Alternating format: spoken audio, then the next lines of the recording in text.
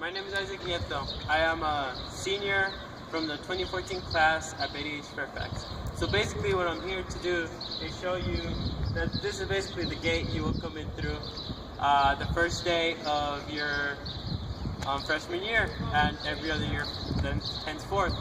So basically what I'm here to do is introduce you to our school. As you come in, you're going to see the 400 building, which is behind you. And basically, this building is the newest addition that we have to our campus. But the building that I'm going to be focusing on is this building to my left. This building is the 500 building. Here is where the visual arts are located. So basically, that is what I'll be focusing on during this video. Inside, we'll meet my friend Bailey Dixon, who will explain the visual arts more to us. Come with me.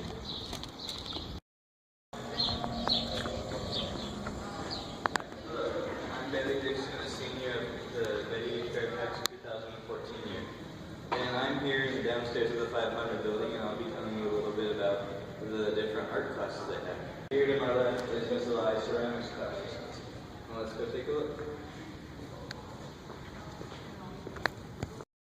We're here with Miss Eli, the ceramics teacher at our school. So, Miss Eli, how did you choose to teach ceramics?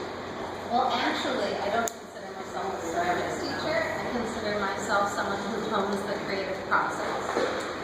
It just so happens that it's through the medium of play. And I'm a three-dimensional person.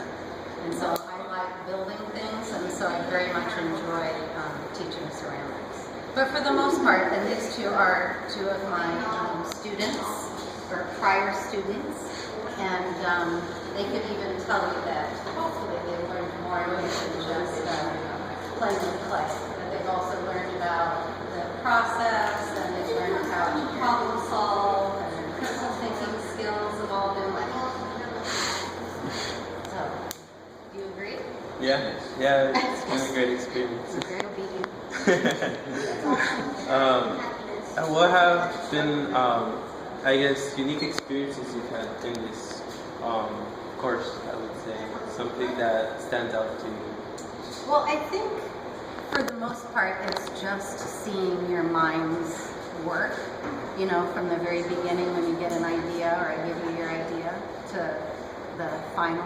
And every single year, I have just amazing pieces that come out of your creative minds. And so I would say that is every single year what I look forward to, is just seeing the new creations that you come up with. What is the difference between a first and second year ceramic student and a third and fourth year ceramic student? Okay, well, the first year all focuses on the three types of hand building. It also focuses on learning the vocabulary, just like you have to learn the vocabulary in any field that you're in. And then just practicing the basic skills. In the 3-4 class, it's far more challenging. So there's a lot more problem solving that takes place. I'm more hands-off when it comes to the advanced class. They really need to be able to kind of work through the problem their own and then come to me. And so the advanced class is really good for future engineers and scientists and designers, because even more so, they're honing the creative process. And all of those fields need the creative process. Okay. Isaac and Bailey, what are your experiences in ceramics? Well, my experience in ceramics, I've been through the 1, 2, and 3, 4 courses in ceramics. And I'll say that the 1, 2, the first couple of months were kind of tough because it's all terminology. But once you get through that and you basically learn what you need to know, everything's so good from there. You start working with the clay. And with me personally, I love working with clay. It forms like this kind of like a connection with me, because I'm a very hands-on person, and the clay seems to sometimes try and fight me in a way. So I try to like fight it back and try to be like, no, you gotta do what I want to do. But that's not really the way you go with clay. With clay, you have to learn how to be more of like divergent thinker, figure out other ways of doing it than just your one pathway. You have to figure out, okay, it won't work this way. Well, what can I do to make it work a different way? And that's what it's helped me a lot throughout my experience in ceramics. I become more of a divergent thinker, and it's really helped me as a person. Ask him about being my leg. I do a lot of it with my leg because it wasn't just grading papers. I did let you work on your own thing. Yeah. So what did you do a lot of? Well, I was in the 8th for Miss Alai.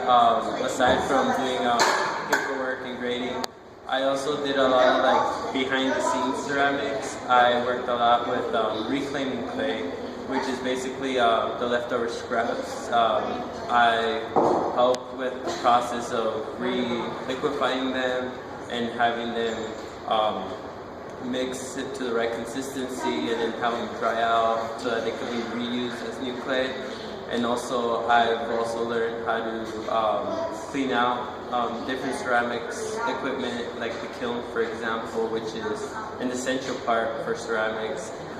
I've also made slip, which is basically what you use to attach clay to clay together, and it's all pretty much a messy process. But if you love ceramics, you love getting all messy, so it's all good. You don't mind at all. No. I always have clay knees. Oh, they're pretty clean now. Then you have Bailey. He's finishing up his first year. Alright, so my 1-2 year in ceramics has been pretty simple. My terminology has been pretty easy just because I'm good with memorizing words and definitions. But working with the clay itself has been a problem because I'm not very artistic. I can visualize in my mind but not make it into the clay.